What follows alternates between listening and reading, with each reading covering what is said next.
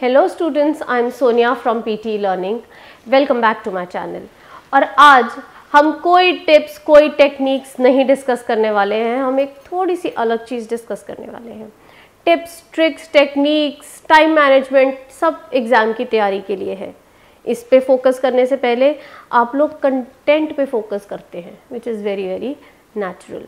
आज मैं आपके साथ डिस्कस करने वाली हूँ कुछ ऐसी मिस्टेक्स जो एवरेज हर बच्चा कहीं ना कहीं पे कमिट करता है अपनी पीटी की तैयारी करते समय। मिस्टेक्स क्या हैं और क्या हम भी उनमें से एक हैं जो ये तैयारी कर रहे हैं और इनमें से कुछ गलतियां कर रहे हैं। आई एम श्योर हम में से कुछ ऐसे होंगे जो ये मिस्टेक्स कर रहे हैं। सोचने वाली बात है, इमोजी भी सोच रहा है कि क्या ऐसी मिस्टेक्स हैं, क्योंकि सारे टिप्स फॉलो कर रहे हैं, सारे ट्रिक्स फॉलो कर रहे हैं, जहाँ से जो जो भी मिलता जा रहा है सब कुछ इम्बाइब करते जा रहे हैं। शायद यही एक गलती हो कि जहाँ से जो भी मिल रहा है सब कुछ कलेक्ट करते जा रहे हैं। So as there is a saying, a jack of all trades leads to none. सब कुछ करने के चक्कर में कहीं भी नहीं पहुँचते। कुछ क्वेश्चंस ऐसे डिस्कस करती हूँ और उनमें कुछ ऐसी कॉमन मिस्टेक्स डिस्कस करते हैं जहाँ पे हमारे स्कोर लेस हो सकते हैं। पहला क्वेश्चन है राइटिंग का। Summarize written text. बच्चे समझते हैं बहुत आसान है, समरी लिखी हुई है, पर मैंने रीड नहीं करनी। मैंने कोई भी अपनी पसंद की रैंडम 2-3 लाइंस उठानी है और कहीं एंड लगा देना है, कहीं बिकॉज लगा देना है और आंसर हो गया जी कंप्लीट। वर्ड लिमिट के बीच में दे देंगे, एक ही सेंटेंस बना देंगे, लास्ट में फुल स्टॉप लगाएंगे, we are sorted. Trust me, you are not going to be sorted like that. अगर आप एक अच्छा बैंड्स को टारगेट कर रहे हैं, विच आई एम श्योर आप सब कर रहे होंगे, तो रैंडमली सेंटेंसेस उठाना, फुल स्टॉप लगा देना से आपका स्कोर नहीं बनेगा। स्कोर बनेगा कैसे? टेक्स्ट को एक क्विक रीडिंग दो, कोरिलेशन ढूंढो। अगर बहुत सिंपल समरी आ गई, बहुत लकी हुए आप, तो शायद ये ट्रिक कहीं ना कहीं वन और टाइम काम कर भी जाए, बट मेजरली नहीं काम करता है। पहले चल जाता था, but we have to keep in mind कि पीटी डे बाय डे अपने आर्टिफिशियली इंटेलिजेंट सॉफ्टवेयर्स को अपग्रेड करता जा रहा है। तो जो चीज़ें पहले काम आ रही थी 6 महीने 1 साल पहले, अब से वो काम नहीं आने वाली हैं। सो बजाय कि हम ये रैंडम तरीका अपनाएं, हम एक आसान सा तरीका अपनाएंगे कि हम उसको रीड करके, कॉम्प्रीहेंड करके, समझ के फिर कनेक्टर्स लगाएंगे। और सारी दुनिया में सिर्फ एक ही कनेक्टर नहीं है, एंड लगा देते हैं और ख़त्म हो जाता है कि मैम हो गया summarize ready. No, it is not going to help you fetch very good marks. अगला मोस्ट फेमस जो आपका टास्क है वो है एस्से राइटिंग। पीटी में एस्से राइटिंग कुछ है ही नहीं, बहुत सिंपल है, याद करो और लिख दो। 200 to 300 वर्ड्स ही तो लिखने हैं, तो 250 वर्ड्स याद करके रखे हुए हैं। मैम कुछ भी नहीं है, कोई भी क्वेश्चन आएगा, हर एक क्वेश्चन का एक लौता आंसर चलेगा। दैट इज इनअप्रोप्रिएट, बिल्कुल गलत है ये। लॉजिक की बात करते हैं। क्या मैं आपसे किसी भी टॉपिक पे कुछ भी बोल सकती हूँ? या मैं आपसे नाम पूछूं, आप बता सकते हो अमृतसर? ऑफ कोर्स नॉट, क्योंकि लॉजिक नहीं बनेगा। क्वेश्चन आया है एनवायरनमेंट पे और अंदर हमने मीडिया के सेंटेंसेस लिखे हुए हैं। How can you think of the computer scoring and giving you marks on it? It is not going to score you well, never. थोड़ा सा सोचिए, समझिए कि जो भी इंटरनेट पे अवेलेबल है, मैम मेरे फ्रेंड्स ऑस्ट्रेलिया में बैठे हैं, वो तो यही लिख के चले गए थे, उनका राइटिंग में बहुत अच्छा स्कोर आया था। देयर मे बी पॉसिबिलिटीज़ कि उनके दूसरे सेक्शंस बहुत अच्छे हो सकता है उनका रीडिंग और राइटिंग सेक्शन बहुत अच्छा गया हो, ये भी तो एक पॉसिबिलिटी है। मैं एक एवरेज स्टूडेंट की बात कर रही हूँ जिसकी इंग्लिश बहुत ज़्यादा अच्छी नहीं है, फिर भी उसको पीटी में अच्छा स्कोर चाहिए।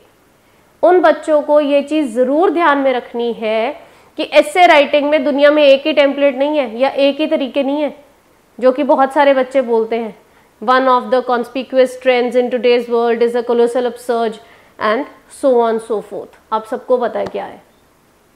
आप सबको इसीलिए पता है क्योंकि मोस्ट कॉमनली डिलीवर्ड आंसर ही यही है, क्योंकि इसमें सिवाय टॉपिक के आपको और कुछ करना ही नहीं पड़ता।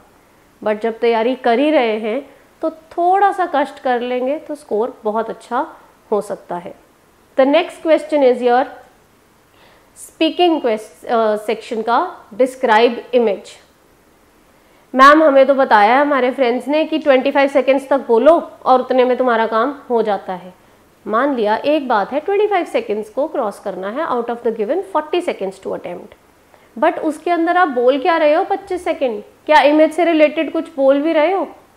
बहुत से बच्चे होते हैं शुरू करते हैं और चाहे हेडिंग ग्रामेटिकली गलत दी हो वैसी की वैसी ही बोलेंगे और उसके बाद कुछ भी रेलेवेंट नहीं बोलेंगे एज पर द इमेज। बच्चा शुरू करता है I can see the image, for example population growth in Punjab, इतना बोला, उसके बाद इमेज के बारे में तो कुछ भी नहीं बोलना।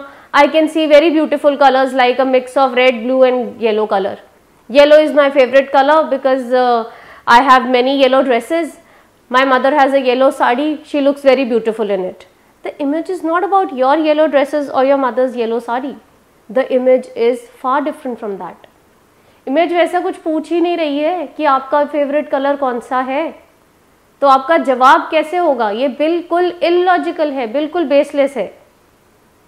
The next is your reading section, जहाँ पे मेमोराइज करने का बहुत बच्चों को शौक है एंड बहुत बार हैरानी होती है ये देख के कि सिंपल से लॉजिक नहीं समझना चाह रहे पर 400 प्लस ब्लैंक्स याद कर लेंगे.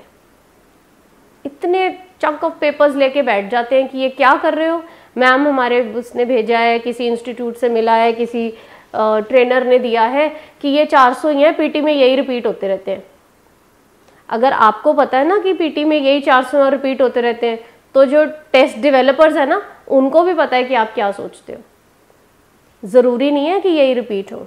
और बहुत बार क्या होता है बच्चा याद करता है, विद इन सेकेंड्स अटेम्प्ट कर देता है और ये देखता ही नहीं कि कहीं सेम नाम और सेम पैसेज के तरीके से कोई और ब्लैंक्स ऑप्शन तो नहीं आ गए हैं, टेंस तो नहीं वेरिएट हो गया, क्योंकि रटे रटाए आंसर्स हैं, दिमाग लगाने की ज़रूरत ही नहीं है, ऐसा आपको लगता है.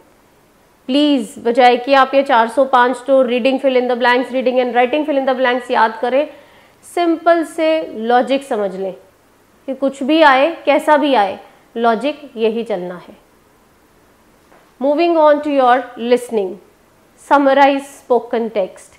अगेन सुनने में मुश्किल आती है इसलिए सुनते ही नहीं, करेंगे क्या, याद कर लेंगे, ये भी सब कुछ याद कर लेंगे.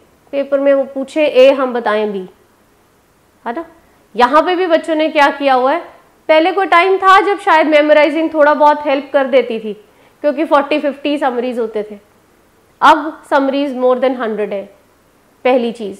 और दूसरी चीज़, artificial intelligence is becoming intelligent day by day. बहुत सारे आपके लिसनिंग्स ऐसे आएंगे जहाँ पे आपको कैरेक्टर के नेम में भी सेम दिया हो बट आगे कंटेंट वेरिएट कर दिया होगा, जो बातचीत कर रहे हैं वो डिफरेंट कर दी होगी. तो बच्चे ने क्या करना है, नाम सुना, अच्छा एलेक्स, अच्छा वीबा, ये सुना और फटाफट से अपने आंसर्स देने शुरू कर दिए, अपनी टाइपिंग स्टार्ट कर दी. कैसे होगा? क्योंकि आप कंटेंट तो सुन ही नहीं रहे हो. तो जब तक सुनेंगे नहीं तब तक उसके बारे में बोलेंगे क्या, लिखेंगे क्या, कैसे थॉट्स क्रिएट होंगे? ये बिल्कुल भी सही तरीका नहीं है. सो जो भी बच्चे तैयारी कर रहे हैं या अब से पीटी की तैयारी करना शुरू कर रहे हैं, प्लीज़ ध्यान में दें कि तैयारी करते हुए शुरुआत में ही ये एरर्स ना करें. इन एरर से आपकी स्कोरिंग पे कोई पॉजिटिव इम्पैक्ट आने वाला नहीं है, because these are baseless, there is no logic behind it. I hope कि आपको ये वीडियो थोड़ी हेल्प करेगी आपकी प्रेपरेशंस में. और अगर कोई भी डाउट्स या क्वेरीज हो, do leave your comments in the comment section below. Thank you.